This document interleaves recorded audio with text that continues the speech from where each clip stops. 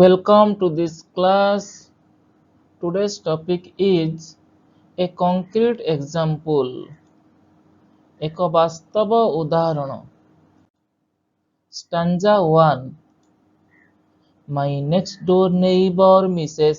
Jones has a garden full of stones, a crazy path, a lily pond, a rockery, and just beyond a sundial with a strange device, which Mrs. Jones thinks rather nice. Stanza 2. My next door neighbor Mrs. Jones puts little plants between the stones. They are so delicate and small. They don't mean anything at all. I can't think how she gets them in, unless she plants them with a pin. Stanza 3. My next door neighbor Mrs. Jones once asked me round to see her stones. We stood and talked about a flower for quite a quarter of an hour. Where is this lovely thing? I cried. You are standing on it, she replied. Word meaning. Next door neighbor, এর অর্থ পড়োশিনী। Crazy path, অজব রাস্তা। Lily pond, কଇଁ ପୋଖରୀ। Rockery, ଗୁଳ୍ମପୂର୍ଣ୍ଣ ପଥର ଗଦା। Beyond, ତାହା ଆଗକୁ। Sundial, ସୂର୍ଯ୍ୟ ଘଡ଼ି। Strange, ଅଦ୍ଭୁତ। Device, ଉପକରଣ। Rather, ବରଂ। Delicate, Komal. At all, ଆଦୌ। Unless, ଯଦି ନୁହେଁ। See round, ବୁଲି ଦେଖିବା। A quarter of an hour, 15 minute. Lovely thing, ସୁନ୍ଦର ଓ ଆକର୍ଷଣୀୟ ପଦାର୍ଥ। Cried, ଉଚ୍ଚ ସ୍ୱରରେ କହିବା।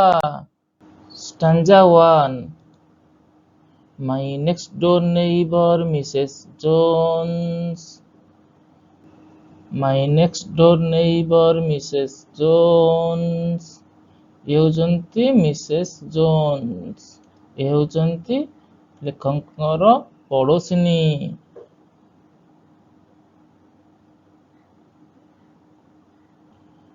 Has a garden full of stones. Mrs ଜୋନ୍ସଙ୍କର ଗୋଟିଏ ପଥରର ବଗିଚା ଅଛି। A crazy path, a lily pond, ଏକ ଅଜବ ରାସ୍ତାରେ ଏକ କଇଁର ପୋଖରୀ ଅଛି। A rockery and just beyond, ଏକ ଗୁଳ୍ମପୂର୍ଣ୍ଣ ପଥର ଗଦା ଏବଂ ତାହା ପରେ। A sundial with a strange device, ଏକ ସୂର୍ଯ୍ୟର ଘଡ଼ି ଅଛି।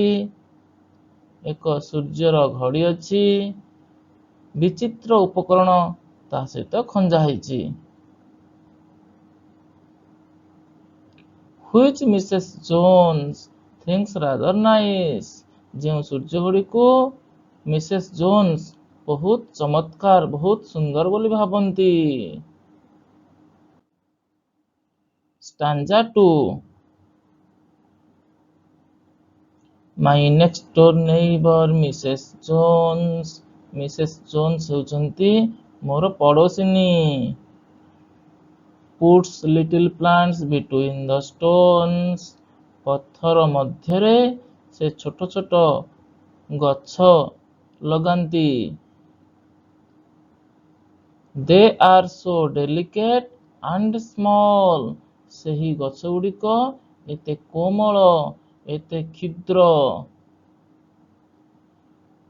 They don't mean anything at all. ମନେ ହେଉଥିଲା ସତେ ସବୁ ଅର୍ଥହୀନ।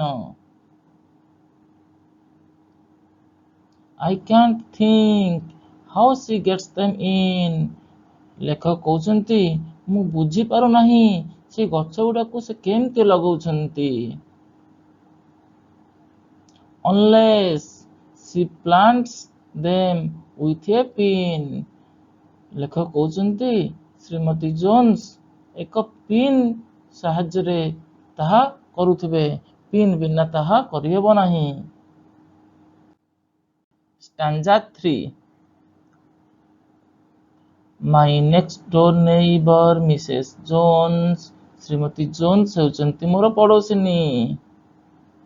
Once asked me round to see her stones. ଥରେ ମୋତେ ସେ ତାଙ୍କ ବଗିଚା ବୁଲି ଦେଖିବା ପାଇଁ ନିମନ୍ତ୍ରଣ କଲେ। We stood and talked about a flower. ଲେଖକ ଏବଂ ଶ୍ରୀମତୀ ଜୋନ୍ସ ଗୋଟେ ଫୁଲ ବିଷୟରେ ଠିଆ ହେଲେ ଏବଂ ତା ବିଷୟରେ କଥାବାର୍ତ୍ତା ହେଲେ। For quite a quarter of an hour. For quite a quarter of an hour. ଏକ ଘଣ୍ଟାର କ୍ୱାର୍ଟର କହିଲେ 4 ଭାଗରୁ 1 ଭାଗ, ଅର୍ଥାତ୍ 1 ଘଣ୍ଟା 60 ମିନିଟ୍। 60 ମିନିଟ୍ର 4 ଭାଗ କଲେ 15 ମିନିଟ୍। 15 ମିନିଟ୍ ଧରି ଲେଖକ ଏବଂ ଶ୍ରୀମତୀ ଜୋନ୍ସ ସେହି ସୁନ୍ଦର ଫୁଲ ବିଷୟରେ କଥାବାର୍ତ୍ତା ହେଲେ। Where is this lovely thing? I cried. ଲେଖକ ଉଚ୍ଚ ସ୍ୱରରେ କହିଲେ ସେହି ସୁନ୍ଦର ଜିନିଷଟି କେଉଁଠି ଅଛି? You are standing on it, she replied. Shrimati Jones କହିଲେ ଆପଣ ସେହି ଫୁଲ ଉପରେ ଠିଆ ହେଇଛନ୍ତି। ଏହା ଥିଲା ଆମର ଷ୍ଟାଞ୍ଜା 1, ଷ୍ଟାଞ୍ଜା 2 and ଷ୍ଟାଞ୍ଜା 3। ଏବେ ଦେଖିବା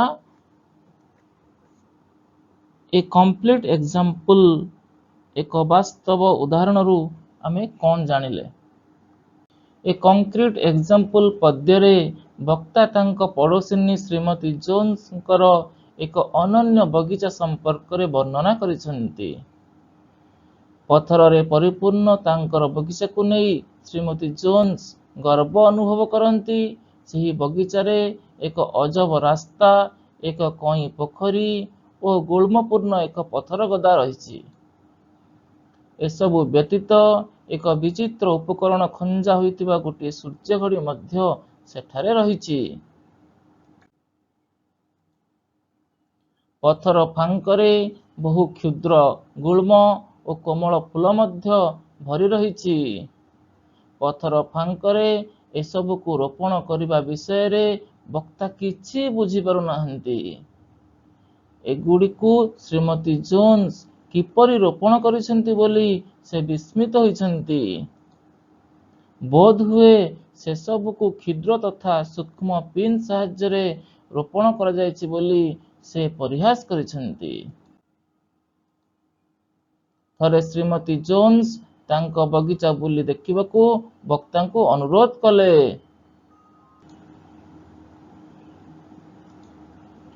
ତାଙ୍କ ବଗିଚାରେ ଥିବା ଏକ ସୁନ୍ଦର ଫୁଲର ପ୍ରଶଂସା ସେ କରିବେ ବୋଲି ଆଶା କରିଥିଲେ।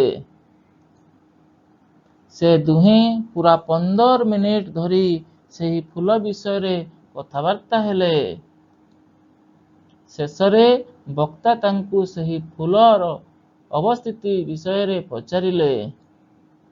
ସେହି ଫୁଲ ଉପରେ ଲେଖକ ଠିଆ ହୋଇଛନ୍ତି ବୋଲି ଶ୍ରୀମତୀ ଜୋନ୍ସ କହିଲେ। ଏଥିରୁ ଆମେ କ'ଣ ଶିକ୍ଷା ଅର୍ଜନ କଲେ? ସୌନ୍ଦର୍ଯ୍ୟକୁ ନେଇ ଲୋକମାନେ ଭିନ୍ନ ଭିନ୍ନ ଦୃଷ୍ଟିଭଙ୍ଗୀ ଓ ମୂଲ୍ୟାୟନ କରିଥାନ୍ତି ବୋଲି କବି କଳ୍ପନା ଓ ବ୍ୟଙ୍ଗ ମାଧ୍ୟମରେ ଏହି କବିତାରେ ଉଲ୍ଲେଖ କରିଛନ୍ତି। ଶ୍ରୀମତୀ ଜୋନ୍ସ ତାଙ୍କ ବଗିଚାର ସୌନ୍ଦର୍ଯ୍ୟକୁ ନେଇ ଗର୍ବ ଅନୁଭବ କରୁଥିଲେ ମଧ୍ୟ ବକ୍ତାଙ୍କ ଦୃଷ୍ଟିରେ ତାହା ବିଚିତ୍ର ମନେ ହେଉଛି। ପାଠକମାନେ ନିଜ ଚାରିପାଖରେ ଥିବା ସୌନ୍ଦର୍ଯ୍ୟର ମୂଲ୍ୟାୟନ ଓ ପର୍ଯ୍ୟବେକ୍ଷଣ ସମ୍ପର୍କରେ ପୁନର୍ବିଚାର କରିବା ନିମନ୍ତେ କବିତାଟି ପାଠକମାନଙ୍କୁ ଉତ୍ସାହିତ କରୁଛି। ଅର୍ଥାତ୍ ବିୟୁଟିଫୁଲ୍ ଥିଙ୍ଗସ୍ ବିଭିନ୍ନ ଲୋକଙ୍କ ନଜରରେ ଭିନ୍ନ ଭିନ୍ନ ହୋଇଥାଏ। ଏହି କବିତାରୁ ଏହା ହିଁ ଆମେ ଶିକ୍ଷା କଲେ। Thank you.